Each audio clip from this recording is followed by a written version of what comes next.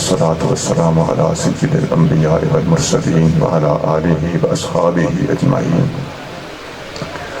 أما بعد فأعوذ بالله من الشيطان الرجيم بسم الله الرحمن الرحيم ولا تقولوا لمن يقتل في سبيل الله أموات بل أحياء ولكن لا تشعرون صدق اللہ مولانا العظیم۔ درود پاک پڑھی۔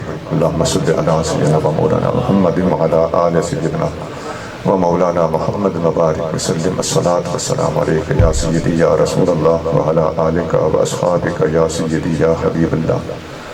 محترم المقام واجب العزت حضور قبلہ پیر احمد سعید صاحب نقشبندی مجددی ادام اللہ ذلہم العالی، جناب محترم المقام حضور قبلہ پیر سید زاہد حسین شاہ صاحب ادام اللہ ذلہم، جناب محترم المقام حضرت علامہ شہزاد احمد مجددی صاحب، دیگر کثیر التعداد علماء اکرام، مشائخ عظام، بزرگوں، بھائیوں، عزیزوں، تمام مشائخ اور بزرگوں کے نام میں اگر لوں تو بات طویل ہو جائے گی، اور بہت سے بزرگ ایسے ہیں جن سے فقیر کو تعارف بھی نہیں ہے۔ اللہ تعالیٰ ان تمام مشائخ کا سایہ ہمارے سروں پر قائم دائم رکھے، ہماری محبت کو جاری و ساری رکھے اور بحال رکھے۔ آج ہم حضور قبلہ پیر سید محمد شاہ صاحب کروڑی رحمۃ اللہ علیہ کے مبارک عرس کی تقریب میں مل کر بیٹھے ہوئے ہیں۔ فقیر سے پہلے قبلہ صاحبزادہ صاحب نے جو علمی اور بڑا حکمتوں سے لبریز خطاب فرمایا اور عصر حاضر کے اہم ترین فتنوں کی طرف متوجہ کرنے کی آپ نے سایہ مشکور فرمائی۔ اللہ کریم ان کے اس بولنے کو قبول فرمائے اور ہمیں آپ کی ہدایات پر عمل کرنے کی توفیق عطا فرمائے۔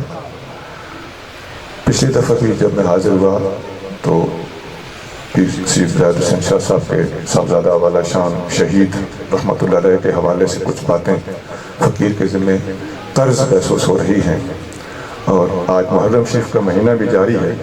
اس حوالے سے فقیر نے سوچا کہ جو موضوعات چل رہے ہیں ان میں تھوڑی سی تبدیلی اور رخ کے اندر معمولی سا تغیر کیا جائے، تو اس حوالے سے فقیر نے چند الفاظ قرآن شریف میں سے آپ کے سامنے تلاوت کرنے کا شرف حاصل کیا ہے۔ اس سلسلے میں فقیر آپ کے سامنے ٹوٹل 4 باتیں انشاءاللہ رکھے گا۔ سب سے پہلی بات ہے کہ جب نبی کریم صلی اللہ علیہ وآلہ وسلم کے نواسے سیدنا امام حسن رضی اللہ تعالیٰ عنہ پیدا ہوئے تو یہ حدیث مسند احمد میں، مستدرک حاکم میں، ابن ابی شیبہ میں صحیح سند کے ساتھ موجود ہے۔ آقا نے تشریف لا کے پوچھا، فرمایا ارونی ابنی ما سمیتموہ، مجھے میرا بیٹا دکھاؤ، اس کا نام کیا رکھا ہے؟ سیدنا علی المرتضیٰ رضی اللہ تعالیٰ عنہ نے عرض کیا سمیتہ حربا یا رسول اللہ، حضور میں نے اس کا نام حرب رکھا ہے۔ حضور صلی اللہ علیہ وسلم نے فرمایا لا بل ہوگا حسن، نہیں اس کا نام حرب نہیں ہوگا، اس کا نام حسن ہوگا۔ پھر جب امام حسین رضی اللہ تعالیٰ عنہ پیدا ہوئے تو حبیب کریم صلی اللہ علیہ وسلم نے پھر اسی طرح سوال کیا۔ حدیث کے اندر یہی الفاظ ہیں، ارونی ابنی ما سمیتموہ، مجھے میرا بیٹا دکھاؤ، اس کا نام کیا رکھا ہے؟ علی المرتضیٰ رضی اللہ تعالیٰ عنہ نے عرض کیا سمیتہ حربا یا رسول اللہ، میں نے اس کا نام حرب رکھا ہے۔ حضور نے فرمایا لا بل ہوا حسین۔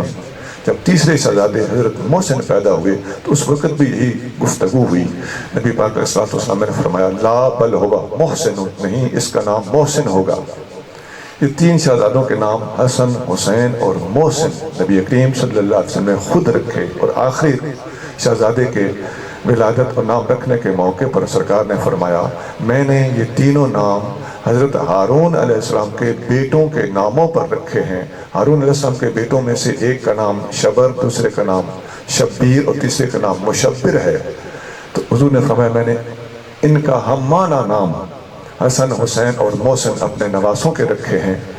ان لفظوں کو شبر، شبیر اور مشبر میں نے پڑھا ہے۔ یہ تلفظ اس سے مختلف بھی ہو سکتا ہے۔ فقیر کا ذوق یا جو ذہن مانتا ہے وہ یہ ہے کہ اگر اس کو شبر، شبیر اور مشبر پڑھا جائے اور اس کا وزن ہو حسن حسین اور محسن والا تو یہ زیادہ مناسب لگتا ہے، لیکن یہ کوئی ایسا مسئلہ نہیں ہے، تلفظ کچھ بھی ہو، مقصد یہ ہے کہ نبی کریم رؤوف الرحیم صلی اللہ علیہ وسلم نے ارشاد فرمایا کہ میں نے سیدنا ہارون علیہ السلام اللہ کے پاک پیغمبر کے بیٹوں کے جیسے نام تھے، ان کے ہم معنی نام میں نے اپنے نواسوں کے رکھے ہیں، حسن حسین اور محسن۔ یہاں حدیث ختم ہو گئی۔ اب آپ حضرات سے درخواست ہے کہ میں اس کی تھوڑی سی وضاحت کرنے لگا ہوں، آپ نے مکمل توجہ کے ساتھ سماعت فرمانا ہے۔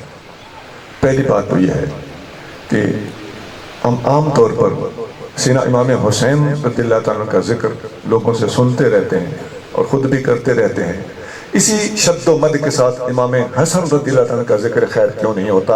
وہ حضور کے بڑے نواسے ہیں، امام حسن سے 1 سال عمر میں زیادہ ہیں، امام حسین رضی اللہ تعالیٰ نے حضور کو 7 سال دیکھا ہے، امام حسن نے حضور کو 8 سال دیکھا ہے، ان کا رتبہ امام حسین سے زیادہ ہے، ان کا ذکر بھی امام حسین کے زیادہ نہیں تو کم از کم امام حسین کے برابر ضرور ہونا چاہیے۔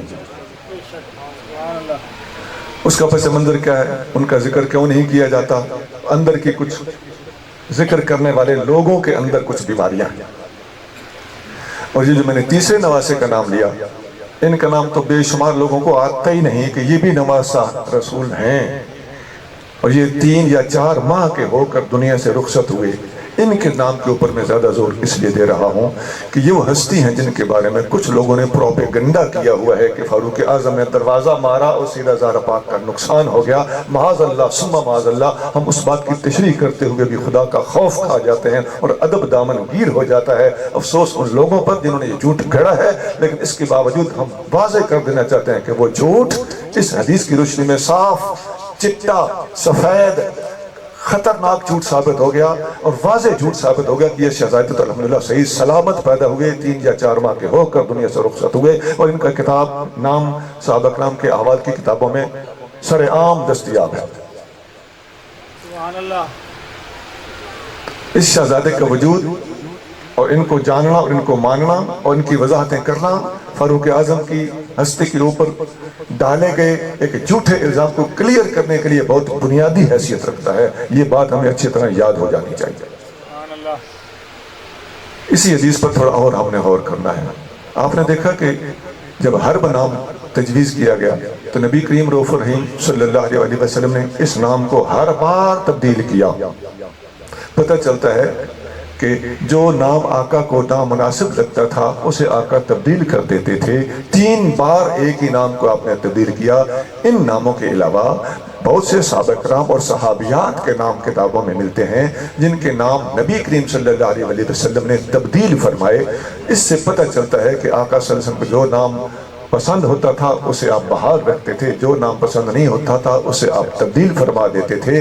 تو جن ناموں کو صحابہ کرام کے ناموں میں جن ناموں کو نبی کریم صلی اللہ علیہ وسلم نے تبدیل نہیں کیا بحال رکھا ہے، پتہ چلتا ہے کہ وہ نام حضور نے پاس کر دیے ہیں، اور جن ناموں کو حضور کریم صلی اللہ علیہ وسلم نے تبدیل کرنا تھا ان ناموں کو تبدیل کر دیا ہے۔ جب کسی بھی صحابی کا نام حضور نے پاس کر دیا ہو تو کون ہوتا ہے اس نام پر لغوی اعتبار سے اعتراض کرنے والا، اور میں کون ہوتا ہوں اس نام کو ناپسند کرنے والا؟ خواہ وہ نام عثمان ہو، خواہ وہ نام جابر ہو، خواہ وہ نام شداد ہو، خواہ وہ نام معاویہ ہو، خواہ وہ کوئی بھی نام ہو جس پر لغوی اعتبار سے کوئی بھی انگلی اٹھتی ہو اٹھتی رہے، ہم نے نبی پاک علیہ السلام کے ساتھ نسبت کو ترجیح دینی ہے، اور نبی کریم صلی اللہ علیہ وسلم کے پاس کرنے کی وجہ سے ہر نام کو ہم نے بھی پاس کرنا۔ سبحان اللہ۔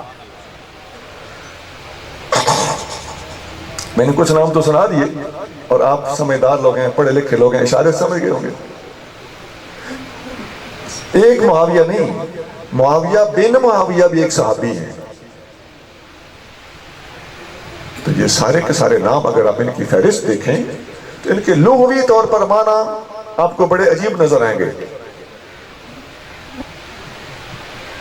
تو پتہ چلتا کہ آقا صلی اللہ علیہ وسلم اگر نام مناسب نہیں سمجھتے تھے تو آپ تبدیل کر دیتے تھے۔ جن صحابہ کے نام آقا نے تبدیل نہیں کیے ان ناموں کو ہمیں بھی برقرار بحال اور ان کا احترام کرنا ہوگا۔ 2 باتیں ہوں گی اسی حدیث کے ضمن میں۔ ایک بات اور بھی ہے، وہ زمانہ جنگی اور قبائلی ज़माना था। अरब, मक्का, मदीना और कुरैश जिस दौर में से गुजर रहे थे, कबीलों का दौर था। कबीले एक दूसरे के ऊपर अपना फख्र और बरतरी जाहिर करने के लिए इसी तरह के नाम रखते थे। इन नामों में कोई हर्ज नहीं था और हमारे नज़दीक भी इन नामों में कोई कबाहत नहीं है। औलादों की कसरत पर भी फख्र किया जाता था। वो जो अल्हाकुमुत तकासुर उतरी है, उसका शान नुज़ूल मुत्तफ़िक़ का तौर पर ये लिखा हुआ है कि लोग अपनी औलादों की कसरत पर दूसरे कबीलों के सामने फख्र करते हैं। दौलत का फख्र बाद में है। इस सूरत की शान नुज़ूल में औलादों की कसरत के फख्र का दखल सबसे पहले बयान किया गया। वजह यही थी कि वो माहौल जंगी था, कबायली था। ये इसका पस मंजर है। इसीलिए बेटों के नाम कोई जबल रख रहा है। अब जबल का माना होता है पहाड़। आज आप किसी बेटे का नाम पहाड़ रखें तो आपको बड़ा अजीब लगेगा, लेकिन उस माहौल के मुताबिक ये नाम काबिल सताइश और अच्छा नाम होता था। किसी का नाम है सखर, सखर का माना होता है चट्टान। किसी का नाम है हर्ब, अबू सुफियान बिन सखर बिन हर्ब। ये नाम सारे उस जमाने के लिहाज से ये ठीक नाम है, कोई का बात नहीं। माहौल की बात कर रहा हूं, उसका पस मंजर बता रहा हूं। शद्दाद बज़ाहिर देखा जाए तो बड़ा अजीब माना है। जाबिर लुगत देखी जाए तो जबर करने वाला, बड़ा अजीब माना है।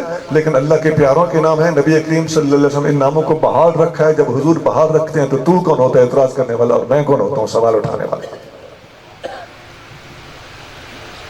ये मैंने आपको बहुत सारी फहरिस्त दे दी है नामों की कि जो उस जमाने में नाम इसी तरह के होते थे। यही हाल आप मुआविया का माना देखें, लुगत में अजीब होगा, लेकिन उसका पस मंजर देखें और नबी पाक ने इस्लाम को पास किया है, इस पास करने को देखें तो आपका सर भी झुक जाना चाहिए, आंखें भी झुक जानी चाहिए। इसी तरह उस्मान नाम है। आप जाफर का माना लुगत की किताबों में देखें, कई माना लिखे हुए आपको मिलेंगे। आप ज़ैनब का माना लुगत में देखें, मुख्तलिफ मानी आपको मिलेंगे। लेकिन हमारे लिए कबूल है, क्यों? हमने लुगत को नहीं देखना, प्यारों के प्यार को देखना है, नबी पाक की निस्बत को देखना है। आप लुगत में मूसा का माना देखें, मूसा अल्लाह के पाक पैगंबर है। आप लुगत देखें आपका दिमाग घूम जाएगा कि इसका लुगवी माना क्या है। लेकिन अल्लाह के पाक पैगंबर है, उलुल अज़्म अंबिया में शामिल है। पैगंबरों में भी उनका मकाम बहुत ऊंचा है, उनका नाम है। लुगत को छोड़ देंगे, हम नबी पाक सल्लल्लाहु अलैहि वसल्लम से पहले आने वाले पाक पैगंबर के नाम की निस्बत को तरजीह देते हुए इसके सामने झुक जाएंगे।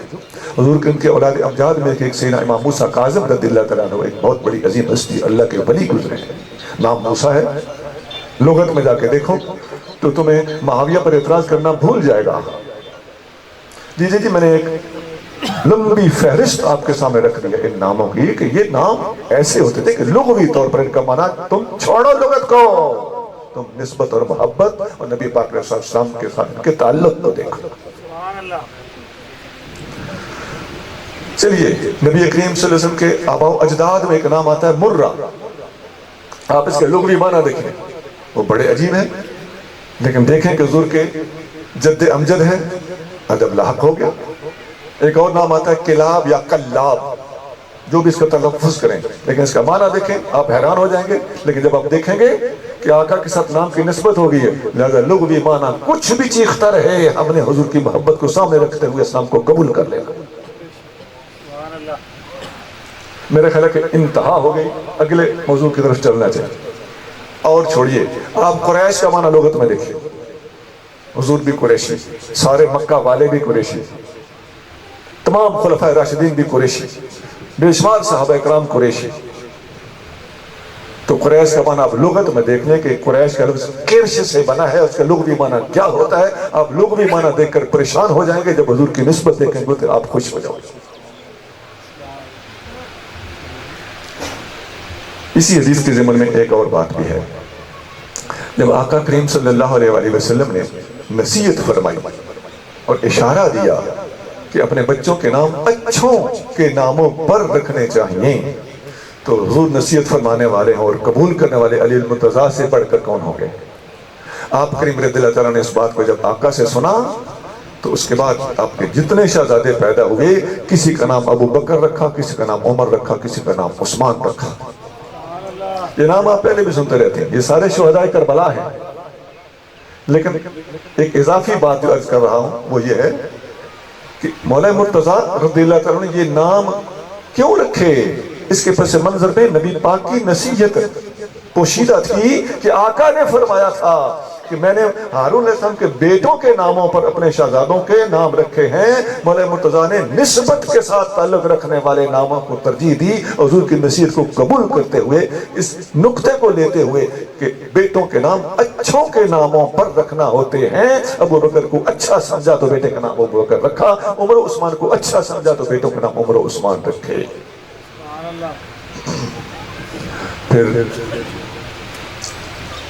یہاں ایک سوال اٹھایا گیا ہے کہ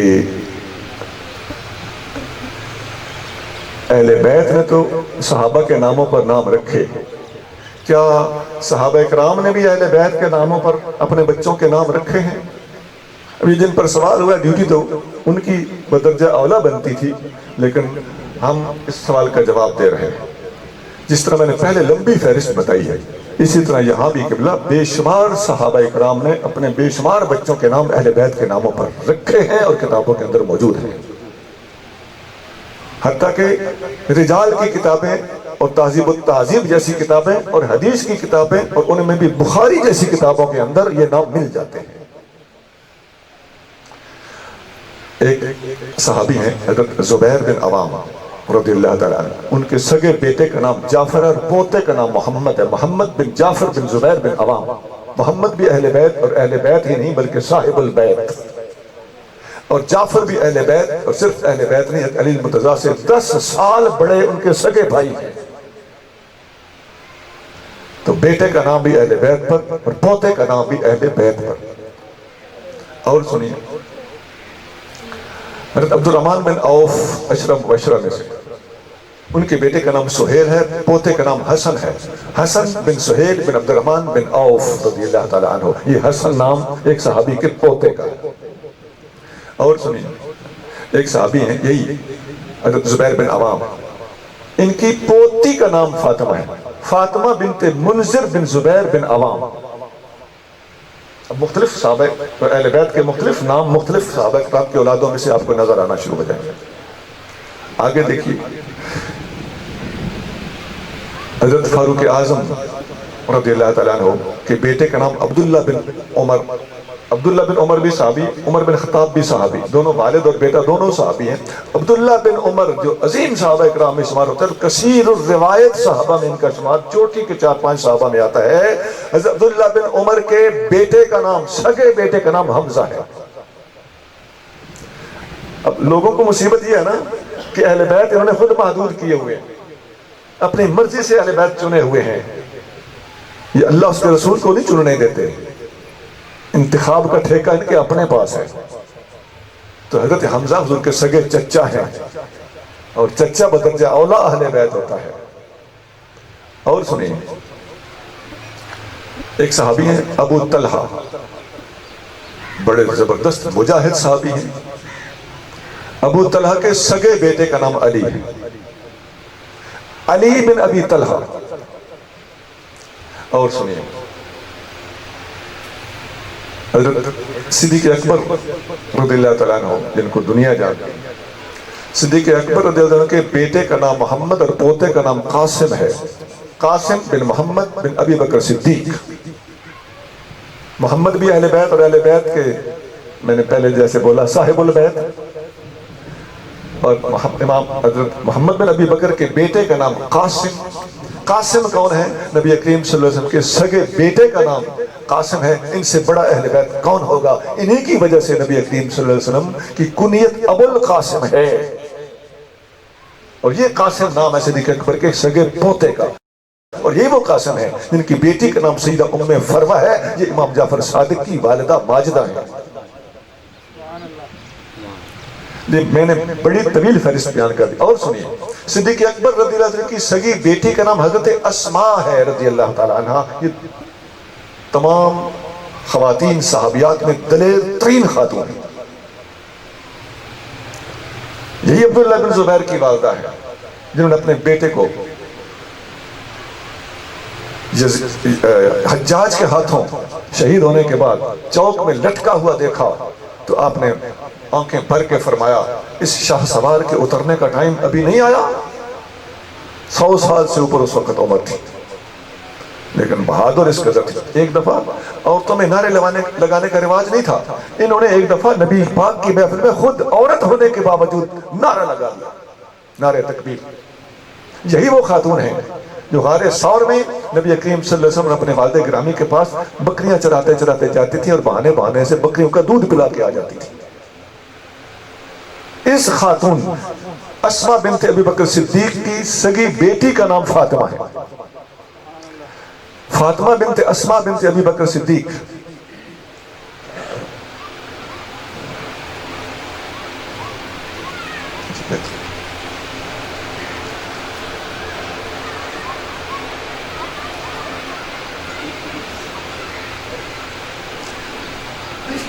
اب یہ فاطمہ کا لفظ یہ ہے کہ بخاری میں حدیث کی سند کے اندر یہ نام ملتا ہے. بخاری میں حدیث کی سندوں میں یہ نام ملتے ہیں جو میں بتا رہا ہوں. اور تہذیب التہذیب میں رجال کی کتاب ہے, وہاں ترتیب وار نمبر وار اور الف با تا سا کی پٹی کے تحت جیسا کسی کا نام ہے جس حرف سے شروع ہوتا ہے اس حرف کی پٹی میں یہ نام دیکھے جا سکتے ہیں. انگنت میں نے مثالیں دی. حضرت اسامہ بن زید حضور کریم صلی اللہ علیہ وسلم کے دودھ پیتے بھائی بھی ہیں. اسامہ بن زید رضی اللہ عنہ کی سگے بیٹے کا نام حسن ہے, حسن بن اسامہ بن زید بن حارثہ.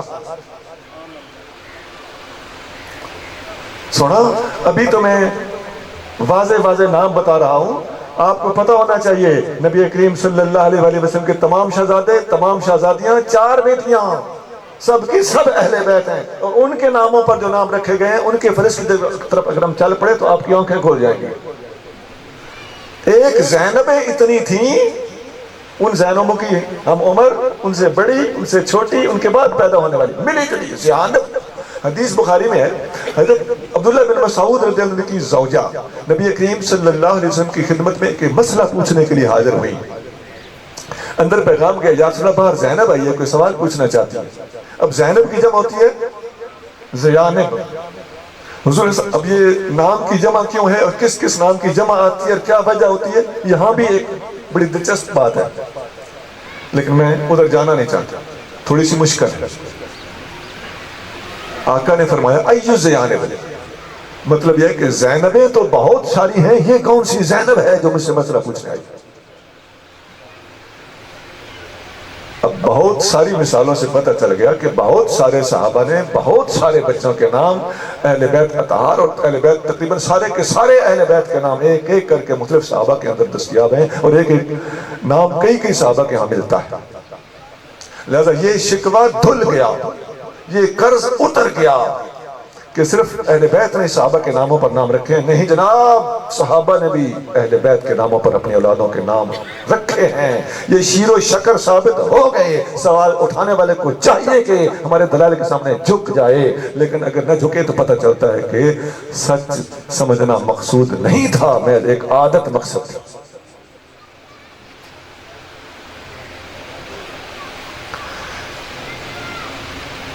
ہم نے ثابت تو کر دیا لیکن سوجھ بوجھ والے ذرا غور فرمائیں.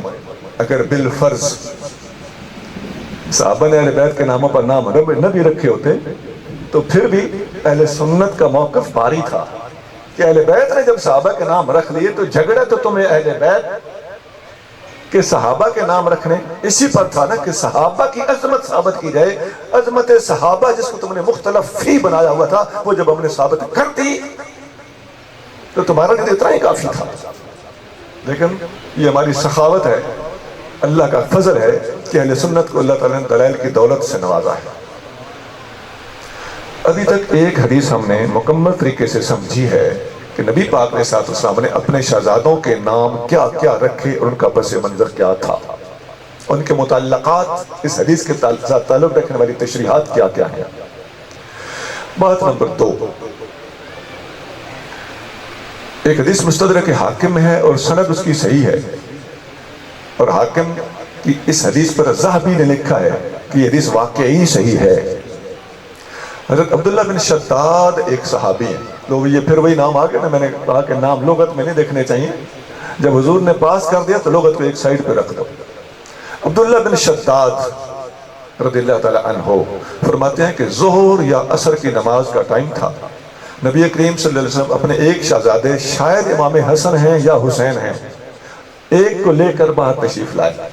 अब इसमें नाम हदीस में इमाम हसन का पहले लिया गया है। इससे पता चलता है कि इम्कान ज्यादा इस बात का है कि इमाम हसन होंगे। ये भी मुमकिन है कि बड़ा शहजादा होने की वजह से हुजूर का नाम, हुजूर साहबी ने उनका नाम पहले लिया हो, लेकिन बहरहाल ये इम्कान भी वाज़ेह है कि उनका होना ज्यादा इम्कानी था, कि अगलब ये है कि वो इमाम हसन ही थे, इसलिए उनका नाम पहले लिया। तो ज़ोहर या असर की नमाज में आका निकले, साथ इमाम हसन या इमाम हुसैन हैं। आका ने इमामत करानी शुरू कर दी। जब सजदे में गए तो सजदा आपने लंबा किया। अब्दुल्ला बिन शद्दाद कहते हैं कि मुझे पीछे सजदे में मैं भी था, मुझे सजदे में पड़े पड़े फिक्र लाक हो गई कि अल्लाह खैर करे, कोई बात ना हो गई हो। मैंने पिछली सफ़ों में से सर उठा लिया, ऐसे सर ऊंचा करके देखा, नबी करीम सल्लल्लाहु अलैहि वसल्लम सजदे में हैं और आपके कंधों पर एक बच्चा सवार है। फरमाते हैं मैंने जल्दी से फिर सर वापस डाल दिया और मैं मुतमईन हो गया कि खैर है। मौजूद तो आगे चलेगा, जाते जाते एक बात वाज़ेह कर दूं। पता चलता है कि सहाबा इकराम को नमाजों के दौरान भी हुजूर का ख्याल आता था, और नमाज में हुजूर का ख्याल आ जाना, जिन लोगों का ख्याल है कि नमाज में हुजूर का ख्याल आ जाना गधे और बैल के ख्याल से भी बुरा है, वो लोग अपनी इस्लाह कर लें। अस्तगफिरुल्लाह, ऐसा नहीं है। और फिर ऐन सजदे में अल्लाह की बारगाह में सर डाला हुआ है, और उस वक्त भी फिक्र के अलावा बाकायदा सर उठाकर हुजूर को देखा है। तू और मैं सजदे में इमाम से पहले सर उठाएं, हमारे लिए थ्रेट मौजूद है कि तुम्हारा चेहरा कहीं गधे का चेहरा ना हो जाए, लेकिन नबी पाक के सहाबी हुजूर की फिक्र में सर उठाते हैं तो उनको उल्टा अल्लाह की तरफ से अजर अजीम अता होता है। ये तेरे मेरे सर उठाने में फर्क है, सहाबी के सर उठाने में फर्क है। किसी और वजह से सर उठाना और होता है, हुजूर की फिक्र में सर उठाना और होता है। और ऐन सजदे में फिक्र हुजूर की हो, इस अजमत के भी नंबर जुदागाना है। अच्छा, जब सलाम फिर गया तो सहाबा इकराम ने अर्ज किया, या रसूलल्लाह अफशैउन उमिरत बिही औ काना यूहा इलैका, या रसूलल्लाह आज से पहले कोई शरी हुक्म आ चुका था जिसका हमें इल्म नहीं था, या इस वक्त आप पर ताज़ा ताज़ा वही आ रही थी? फरमाया क्या हुआ? अर्ज किया आपने सजदा इतना लंबा किया? फरमाया हाँ। कुल्लु ज़ालिका लम यकुन, ये जो तुम कह रहे हो कि पहले कोई हुक्म आया था, ऐसा नहीं था। अब कोई वही आ रही हो, ऐसा भी नहीं था। कुल्लु ज़ालिका लम यकुन, ऐसा कुछ भी नहीं था। तो फिर क्या था? फरमाया मैंने सोचा बच्चा मेरे कंधों पे चढ़ गया है, थोड़ी देर बच्चे को खुश हो लेने दूं। मेरी शफकत का तकाजा था कि मैं अपने सजदे को लंबा करके बच्चे को थोड़ी देर खुश होने का मौका दूं। अब आपने देखा कि वो जो लोगों ने बातें बनाई हैं कि हुक्म आ गया, वही आ गई, 70 बार पढ़ा, 72 बार पढ़ा, ऐसा कुछ नहीं है। हुजूर फरमाया कुल्लु ज़ालिका लम यकुन, ऐसा कुछ भी नहीं था। दूसरी तरफ ये भी याद रखिए कि हुजूर ने जब सजदा लंबा किया तो इमाम हसन या हुसैन पर शफकत करते हुए लंबा किया ना। तो क्या शफकत कोई मामूली चीज है? ना जी, हम इस बात को भी अच्छी तरह वाज़ेह करके आगे जाना चाहते हैं कि हुजूर पर वाजिब नहीं था, शफकत की अहमियत अपनी जगह पर कायम है, दायम है। इसकी मैं एक दो मिसालें भी पेश कर देता हूँ कि ये हुजूर पर वजूब और होता है, शफकत और होती है। देखिए सैयदा ज़हरा पाक रज़ियल्लाहु ताला अन्हा जब नबी करीम सल्लल्लाहु अलैहि वसल्लम के पास हाजिर होती थी तो हदीसों में आता है नबी करीम रऊफ़ुर रहीम सल्लल्लाहु अलैहि वसल्लम उनके लिए खड़े हो जाया करते थे। ये हदीस सही है। अब लोग इसकी तशरीह करते हैं कि सारी दुनिया हुजूर के लिए खड़ी होती है, हुजूर ज़हरा के लिए खड़े होते हैं, तो इशारा क्या देना चाहते हैं? हुजूर को घटाना चाहते हैं, ज़हरा पाक को हुजूर से बढ़ाना चाहते हैं। वैसे ज़हरा पाक की अज़मत अपनी जगह पे, लेकिन जहाँ तक हुजूर के साथ तकाबुल का ताल्लुक होगा तो ये बात दुरुस्त नहीं है, ये तनक़ीस रिसालत है। लेकिन इसके साथ जब आप दूसरी हदीस भी रखेंगे कि जब नबी करीम सल्लल्लाहु अलैहि वसल्लम तशरीफ ले जाते थे तो सीधा ज़हरा पाक हुजूर के लिए खड़ी हो जाए, तो अब आपको मामला बराबर नजर आएगा کہ سجدہ کے لیے حضور کھڑے ہو رہے ہیں اور حضور کے لیے سجدہ کھڑی ہو رہی ہیں، ایک حدیث بتانے والوں نے خرابی پیدا کر دی، دونوں حدیثیں بیان کرنے سے مسئلہ کافی حد تک حل ہو گیا، لیکن ابھی بھی مکمل حل نہیں ہوا، مزید سنیے۔ سبحان اللہ۔ سیدہ رضی اللہ تعالی عنہ کے پاس نبی کریم صلی اللہ علیہ وآلہ وسلم تشریف لے جائیں تو سجدہ پر واجب ہے کہ حضور کے لیے کھڑی ہو جائیں، اور جب سجدہ حاضر ہوں تو حضور پر واجب نہیں ہے، یہ حضور کریم کی شفقت کا تقاضا ہے کہ حضور کھڑے ہو جائیں۔ یہ فرق ہوتا ہے وجوب میں اور شفقت میں۔ سبحان اللہ۔ تو پھر بتا دیتا ہوں کہ شفقت کوئی معمولی چیز نہیں ہے، فرق صرف یہ بتایا جا رہا ہے کہ وجوب اور شفقت میں فرق کیا ہوتا ہے، اور غلو اور تحقیق میں فرق کیا ہوتا ہے، اور انتشار اور انطباق میں تمیز کیسے کی جاتی ہے۔ سنی جب بات کرتے ہیں تو اپنے دلائل کو اپنی اپنی جگہ پہ فٹ کر کے اور منطبق کر کے بتاتے ہیں، اسی کا نام اہل سنت و جماعت اسی لیے رکھا گیا۔ ایک اور مثال دیجیے، اللہ کریم قرآن شریف میں ارشاد فرماتا ہے قَدْ نَرَا تَقَلُّبَ وَجْهِكَ فِي السَّمَاءِ، اے محبوب آپ کے دل میں جو خواہش تھی اس کے پورا ہونے کے انتظار میں آپ جو ہماری طرف دیکھتے ہیں تو اس وقت ہم آپ کی طرف دیکھتے ہیں۔ تو حضور کا اللہ کی طرف دیکھنا اور اللہ کا حضور کی طرف دیکھنا دونوں درست ہیں، دونوں قرآن سے ثابت ہیں، لیکن اس دیکھنے میں اور اس دیکھنے میں فرق کیا ہے؟ حضور کا دعا کرنا بھی واجب اور قبولیت کی توقع رکھنا، اور اللہ کریم جل شانہ سے امید رکھنا، تو یہ بھی واجب۔ لیکن اللہ کا اپنے محبوب کو دیکھنا، اللہ پر کچھ واجب نہیں ہوتا، اللہ کا اپنے محبوب کو دیکھنا اللہ کی شفقت۔ سبحان اللہ۔ تو حضور دیکھیں تو واجب، اللہ دیکھے تو شفقت، سجدہ کھڑی ہو جائیں تو واجب، حضور کھڑے ہو جائیں تو شفقت۔ اگر وہی آتی سجدے کے دوران تو حضور پر سجدہ کر لمبا کرنا واجب تھا، اب وہی نہیں آئی تو اب کیا ہے؟ اب شفقت۔ یہ اس حدیث کو ہم نے اپنی طرف سے پوری کوشش کی ہے کہ اچھی طرح سمجھا دیا جائے، تاکہ اس معاملے میں بھی جو باتیں بتائی جاتی ہیں اور نیٹ پر طرح طرح کی باتیں آتی ہیں ان کا حل ہو جائے۔ اب تک ہم نے دو باتیں عرض کی، نام رکھنے والی حدیث ایک اور سجدہ لمبا کرنے والی حدیث دو۔ تیسری بات، آپ اتنے بندے بیٹھے ہیں، علماء کے علاوہ باقی حضرات شاید ہی کسی کو پتا ہو، ہمارا حال یہی ہے کہ میدان کربلا سے زندہ بچ کے آنے والے مرد کون کون ہیں؟ آپ عام طور پہ یہ جانتے ہیں کہ ایک امام زین العابدین بچ کر آئے تھے، یہی بتایا جا رہا ہے۔ امام زین العابدین کے بارے میں کتابوں میں صاف لکھا ہوا ہے کہ حسینی سادات میں سے ایک امام زین العابدین بچ کر آئے تھے، یہ ساتھ لفظ باقاعدہ منشن ہوتا ہے، اس کو ہم نے مطلق ٹھہرا دیا ہے کہ ٹوٹل بچ کے آنے والے ایک ہی تھے۔ سونا، بچ کے آنے والوں میں سے امام زین العابدین کی اولاد پاک میں سے حسینی سادات چلے ہیں، تو بتاؤ حسنی سادات کیسے چلے ہیں؟ آج کل بزرگ حسنی بھی ہیں، حسینی بھی ہیں، تو ایک اور ہستی بھی ہیں، غازی کربلا ہیں، ان کا نام حسن ہے، یہ امام حسن کے بیٹے ہیں، باپ کا نام بھی حسن ہے، شہزادے کا نام بھی حسن ہے، حسن بن علی بن ابی طالب، یہ بھی غازی کربلا ہے۔ ان حسن کو حسن مسنہ بھی کہا جاتا ہے۔ مسنہ میم سے، یہ جٹوں والی بولی بول رہا ہوں میں، سا قاری حضرات سے معذرت کے ساتھ، میم سے اترے نقطوں والی سے ہوتی ہے نا، بیتے سے، یہ وہ ہے، میم سے نون یہ چھوٹی یہ کے اوپر کھڑا زبر ہے تو وہ بنا مسنی کی بجائے بنا مسنہ۔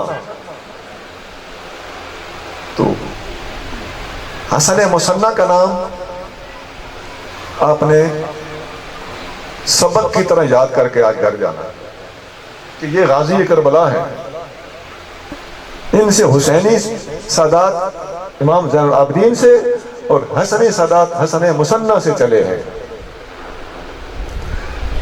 ایک اور شہزادے بھی بچ کے آئے ہیں، لیکن ان کی تفصیل ایسی ہے، عمر بھی نام ملتا ہے، عمر بھی ملتا ہے، عمر بن حسن، عمر بن حسن، اور یہ بھی بعض کتابوں میں ہے کہ ان میں سے اولاد پاک نہیں ہوئی، تو حسن سادات حسن مسنہ سے چلے۔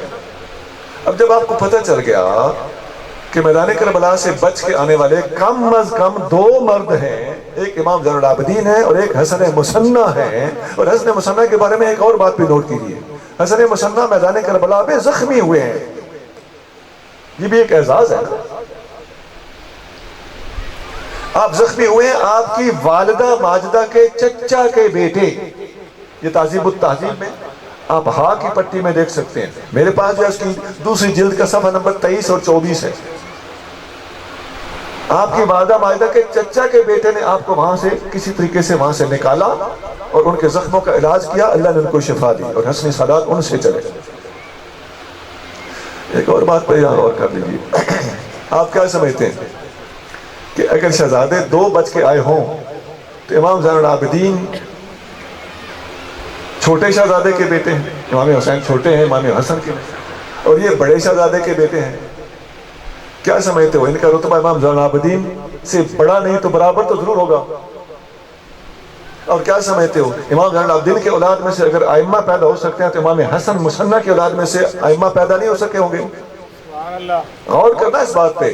اگر آپ حسن مصنع کا نام ان کا غازی کربلا ہونا اچھی طرح ذہن میں رکھ لو کہ غازی جو کربلا سے واپس آنے والے ایک نہیں کم از کم 2 ہیں, تو منکرین صحابہ کی ساری کہانی الٹ جاتی ہے. صرف آپ کا تھوڑا سا گفتگو میں ماہر ہونا ضروری ہے. اور دیکھیے یہی حسن مصنع ہے جن کی اولاد میں سے ایک بہت بڑی ہستی پاکستان میں دفن ہے. اور رشتے میں ان کے پوتے بنتے ہیں, پوتے پڑ پوتے. حضرت عبداللہ شاہ غازی کراچی کلفٹن سمندر کے کنارے پر جن کا مزار ہے, یہ حسن مصنع کی اولاد میں سے. سبحان اللہ. اور سنیے حضرت داتا گنج بخش علی حجویری, یہ حسن مصنع کی اولاد میں سے. اور سنیے حضور غوث اعظم شیخ عبد القادر جیلانی رضی اللہ تعالیٰ عنہ حسن مصنع کی اولاد میں سے ہیں. سن لیجئے ذرا غور سے سنیے اس جملے کو کہ یہ 6 صدی میں آ کر 5ویں 6 صدی میں آ کر جن کی اولاد میں داتا اور غوث جیسی ہستیاں پیدا ہو سکتی ہیں, ان کے اپنے گھر ان کے سگے بیٹے امامت کے اہل کیوں نہیں ہو سکتے؟ کیا ان میں کوئی اہلیت نہیں تھی؟ پتہ چلتا ہے کہ اگرچہ ائمہ اہل بیت اپنی جگہ پر ایک عظمت کے مالک ہیں, اپنے اپنے دور کے اولیاء ہیں, اس میں ہے ہمارے سننے کو کوئی شک نہیں. ہمیں کچھ باتیں ضمناً کلیئر کرنا پڑتی ہیں, اس میں تو کوئی شک نہیں. لیکن سوال صرف یہ ہے کہ امام حسن کی اولاد حسن مصنع کی اولاد میں سے کوئی ایک بھی امام نہ ہو سکا. اس سوال کا ہمیں جواب چاہیے, ذرا تشفی بخش جواب چاہیے, جلالی جواب نہیں چاہیے, ذرا جمالی جواب چاہیے, اور ہنگامی جواب نہیں چاہیے, ذرا تحقیقی جواب چاہیے. جن کی نسل میں غوث پیدا ہو سکتے ہیں, غوث اعظم پیدا ہو سکتے ہیں, جن کی نسل میں داتا صاحب پیدا ہو سکتے ہیں, تو ان کے سگے بیٹے کسی اہلیت کے نہیں تھے خدا نخواستہ.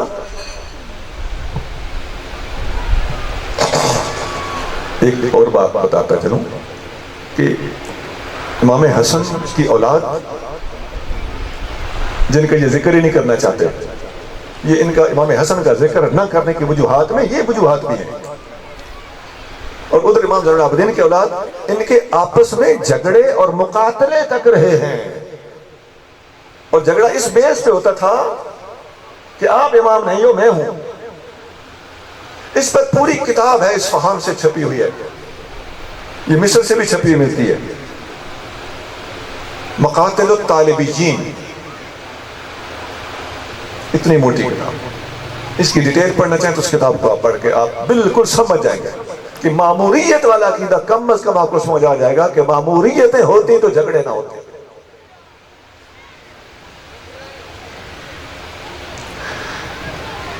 اور سنیے یہی امام حسن ہیں جن کی اولاد میں سے مولا مرتضیٰ رضی اللہ تعالیٰ عنہ فرماتے ہیں کہ میرے بیٹے حسن, یہ میرا بیٹا حسن سید ہے, کما سماہ رسول اللہ صلی اللہ علیہ وسلم, جیسا کہ رسول اللہ صلی اللہ علیہ وسلم اس کا نام سید رکھا ہے, اس کی اولاد میں سے میرا بیٹا مہدی پیدا ہوگا.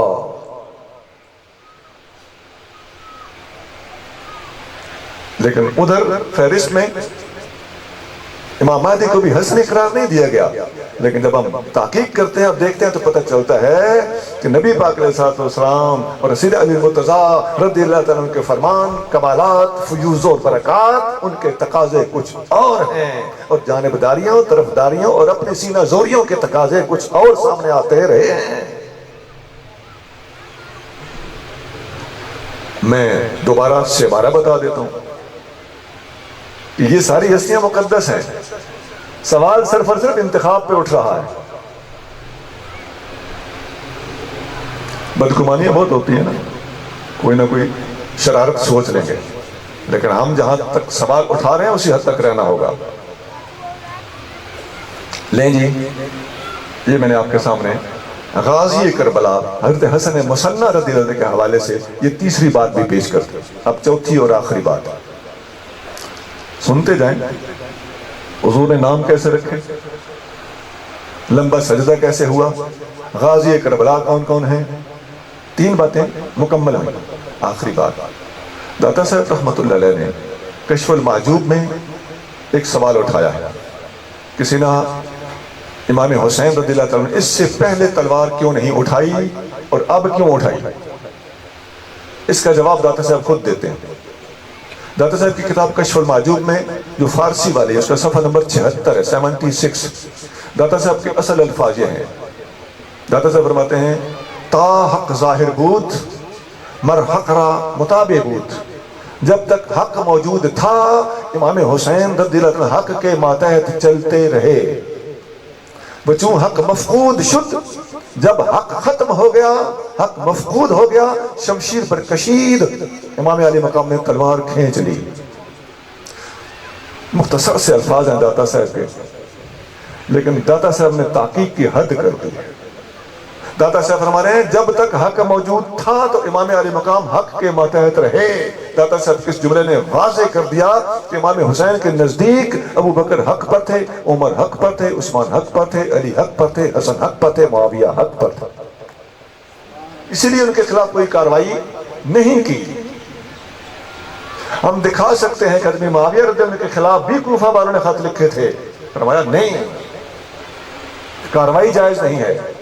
سب کو پاس کیا, وہی بات حضور والی, جس نام کو حضور نے پاس کیا ہے تو کون ہوتا ہے اس پر اعتراض کرنے والا, اور جن کے اقتدار کو حسین نے پاس کیا ہے تو کون ہوتا ہے اس پر اعتراض کرنے والا. اور چوں حق مفقود شد, جب حق ختم ہو گیا تو فرمایا شمشیر پر کشید, آپ نے تلوار اٹھا لی. پتہ چلتا ہے پہلے 6 کو امام نے پاس کیا ہے, یزید کو امام علی مقام نے فیل کیا ہے. جسے حسین پاس کریں سنی اسے پاس کرتا ہے, جسے حسین فیل کریں سنی اسے فیل کرتا ہے. یزید ظالم ہے, قاتل ہے, حسین برحق ہیں, شہید اعظم ہیں, اور تمام تر صحابہ کرام جو بھی ادھر کربلا میں تشریف لے گئے تھے سب کے شہادت کے حوالے سے سردار ہیں. ایک اور بھی مسئلہ حل ہوتا ہے داتا صاحب کے اسی جملے سے.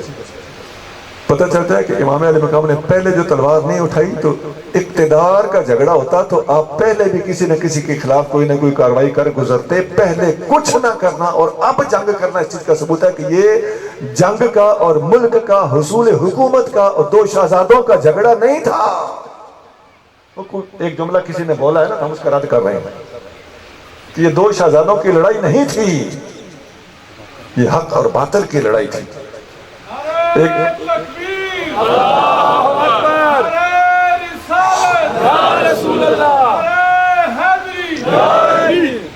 ایک اور بات بھی ہے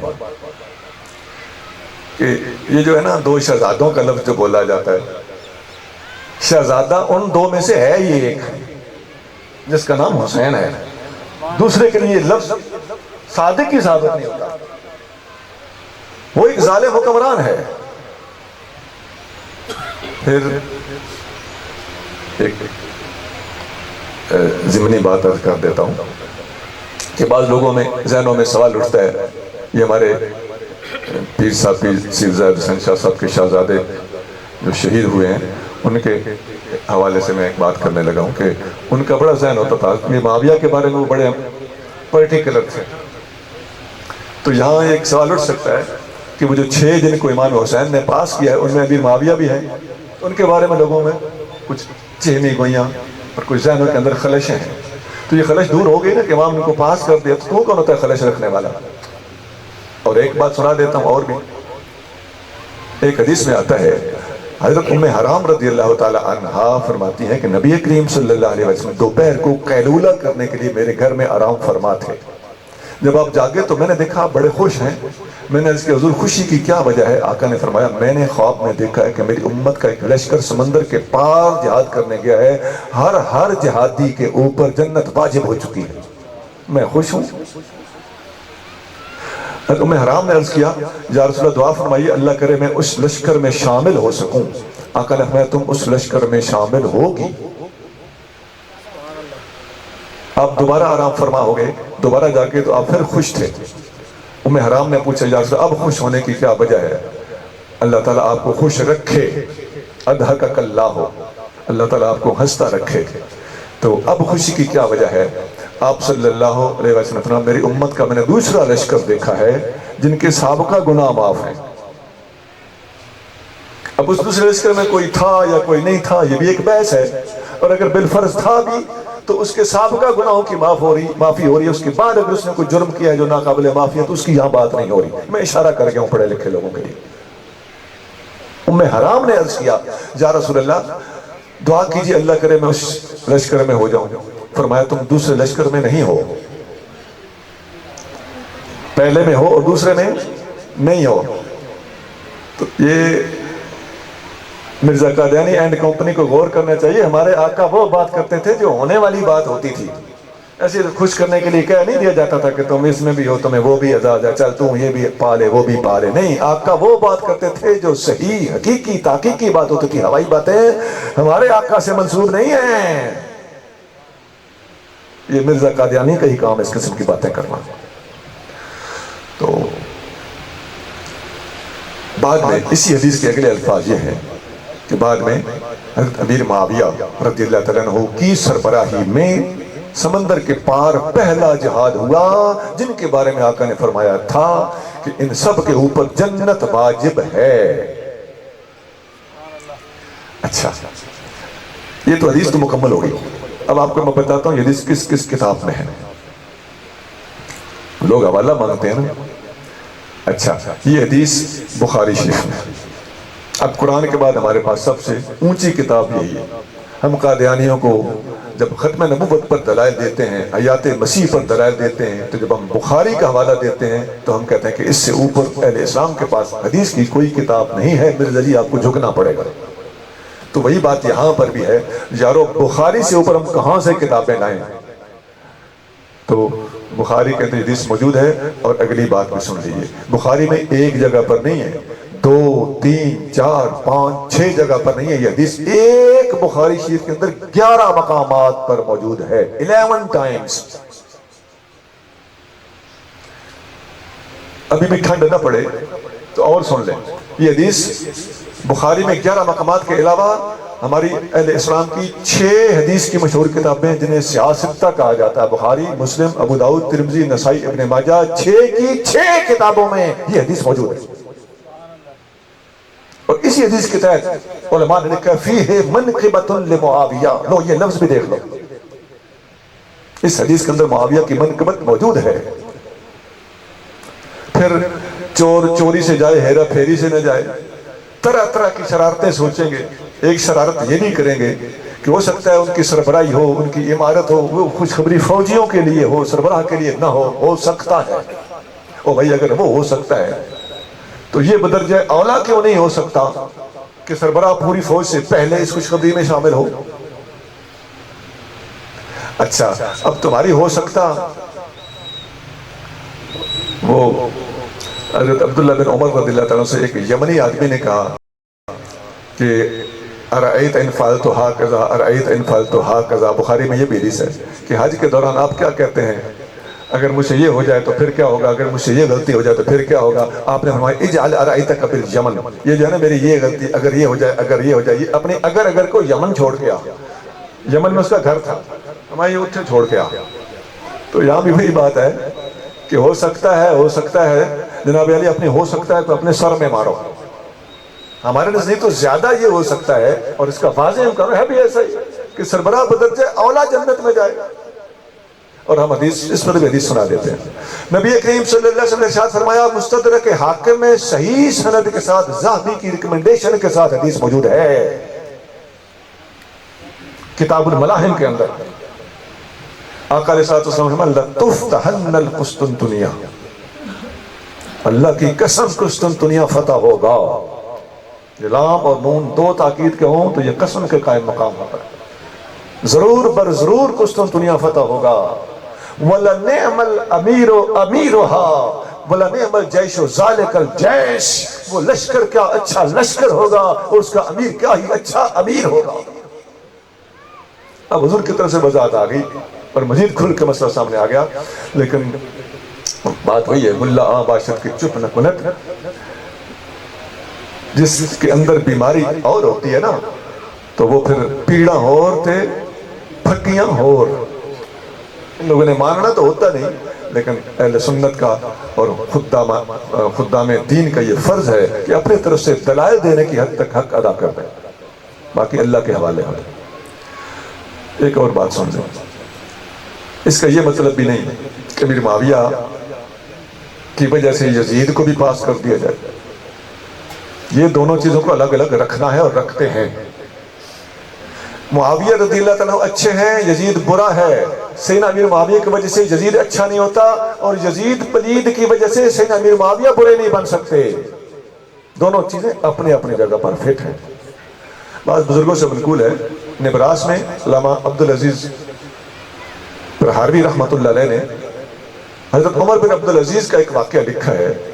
فرماتے ہیں کہ عمر بن عبدالعزیز کے سامنے کسی بندے نے امیر معاویہ کو برا کہا تو عمر بن عبدالعزیز جن کو عمر ثانی کہتے ہیں، اعزازی طور پر خلفائے راشدین میں شامل کیا جاتا ہے، انہوں نے کہا جس بندے نے امیر معاویہ کے خلاف بولا آپ نے میں اس کو لے جاؤ، اسے 20 کوڑے مارو۔ ایک اور آدمی نے یزید کو امیر المومنین کہا، عمر بن عبدالعزیز رحمۃ اللہ نے فرمایا اس کو بھی لے جاؤ، اس کو بھی 20 کوڑے مارو۔ یہ ہے دودھ کا دودھ اور پانی کا پانی۔ امیر معاویہ کی وجہ سے یزید اچھا نہیں ہوتا، اور یزید کی وجہ سے سیدنا امیر معاویہ برے نہیں بنتے۔ لا تزر وازرۃ وزر اخری، قرآن میں یہ بار بار آیت آتی ہے، کئی مقامات پر آتی ہے، سورۃ انعام سے شروع ہو جاتی ہے، سورۃ نجم تک جاتی ہے، اور اللہ کریم جل شانہ کے اس فرمان کا یہی مطلب ہے۔ یہاں ہی یہ آیت فٹ بیٹھتی ہے۔ جن لوگوں نے اس آیت کو شفاعت کے خلاف استعمال کیا ہے ان کا انطباق غلط ہے، یہ صحیح معنی میں اگر فٹ بیٹھتی ہے تو یہاں فٹ بیٹھتی ہے کہ کسی ایک اچھے کی وجہ سے دوسرے کو اچھا نہ کہو، کسی ایک برے کی وجہ سے دوسرے کو برا نہ کہو۔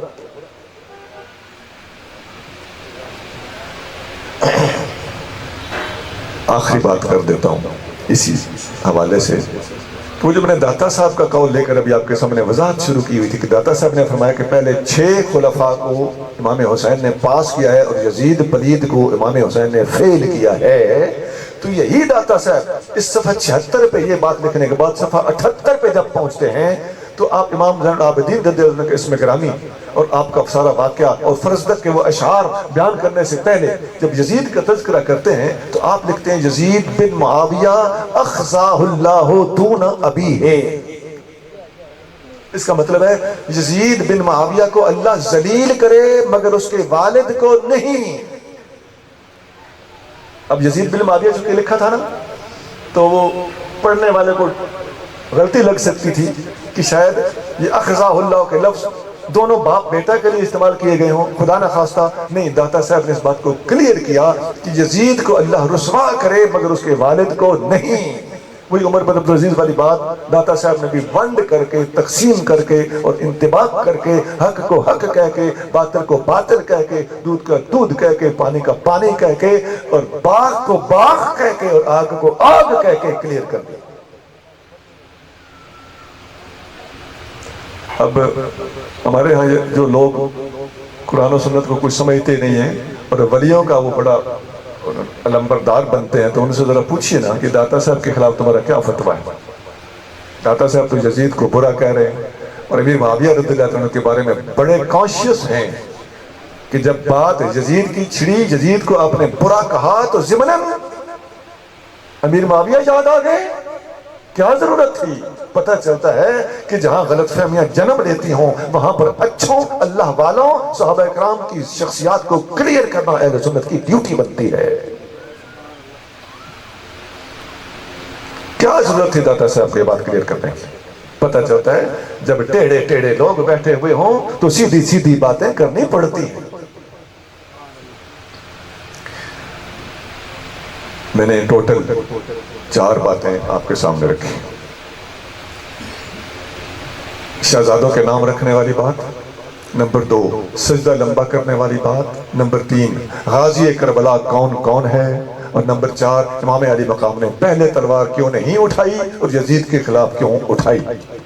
اللہ کریم اس آستان کو قائم دائم رکھے. مجھے اس آستان سے بڑی محبت ہے اور دلی دعائیں ہیں، اور اللہ کرے میں ان کی جو نسل پاک ہے ان کی قیامت تک چاکری کرتا رہوں، اور کفش برداری کا شرف اللہ کریم مجھے عطا فرماتا رہے، اور سارے سلسلے کو، سیفی سلسلے کو حضور کبریٰ مبارک صاحب رحمۃ اللہ علیہ کے درجات کو بھی بلند کرے، ان کے فیض کو بھی جاری و ساری رکھے، ان کے شہزادوں کو اپنے والد گرامی کے مشن کو جاری رکھنے کی توفیق عطا فرمائے، اور متعلقین متوسرین کو فیض یاب کرتا رہے. سبحان ربک رب العزت عما یصفون وسلام علی المرسلین والحمد للہ رب العالمین.